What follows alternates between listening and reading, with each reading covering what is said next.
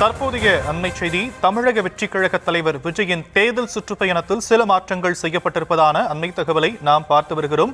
ஒரு நாளில் 3 to 2 மாவட்டங்களில் சுற்றுப்பயணம் மேற்கொள்ளும் வகையில் ஏற்கனவே திட்டமிடப்பட்டிருந்த நிலையில் அது 2 மாவட்டங்களாக தற்போது குறைக்கப்பட்டிருக்கிறது. விவரங்களை நம்முடைய செய்தியாளர் ஜெரி வழங்க நாம் கேட்கலாம். ஜெரி, என்னென்ன மாற்றங்கள் செய்யப்பட்டிருக்கு? இந்த மாற்றங்களுக்கான காரணங்கள் என்ன?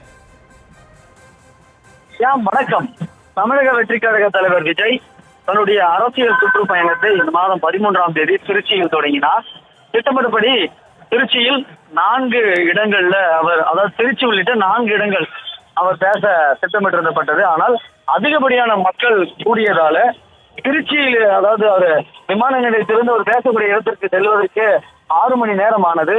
ஒரே நாளில் 3 மாவட்டங்களில் மக்கள் சந்திப்பு சாத்தியமற்றதாக மாறியது. எனவே உடனடியாக 13ஆம் தேதியிலிருந்து டிசம்பர் 20ஆம் தேதி வரை திட்டமிடப்பட்டிருந்த அட்டவணையை மாற்றுவதற்கான திட்டம் செயல்படுத்திக் கொண்டிருப்பதாக தகவல் வெளியாகி இருக்கிறது. அதாவது ஒரு நாளைக்கு 3 மாவட்டங்கள் சென்று மக்கள் சந்திப்பது என்று சாத்தியமற்றதாக மாறியிருக்கிறது. திருச்சியில ஏராளமான மக்கள் சூழ்ந்ததால விமான நிலையத்திலிருந்து மலைக்கொடை செல்வதற்கு 6 மணி நேரம் தேவைப்பட்டது.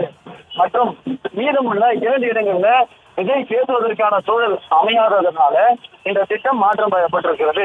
அதாவது அடுத்த இன்னும் வரக்கூடிய நாட்கள்ல திருவாரூர், நாகப்பட்டினம், மயிலாடுதுறை ஆகிய 3 மாவட்டங்கள்ல தேர்தல் பிரச்சாரம் நடத்த திட்டமிட்ட நிலையில நடந்த திருச்சி பரப்புரையின் போது 3 மாவட்டங்களுக்கு செல்ல இயலாத காரணத்தினால 3 மாவட்டங்களை 2ஆக குறைக்க திட்டமிடப்பட்டிருக்கிறது.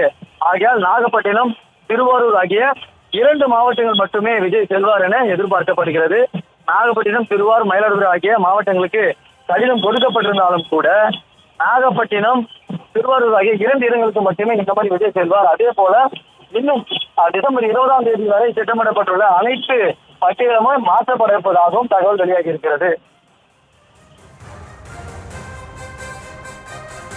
தற்போதைய விவரங்களுக்கு நன்றி ஜெரி.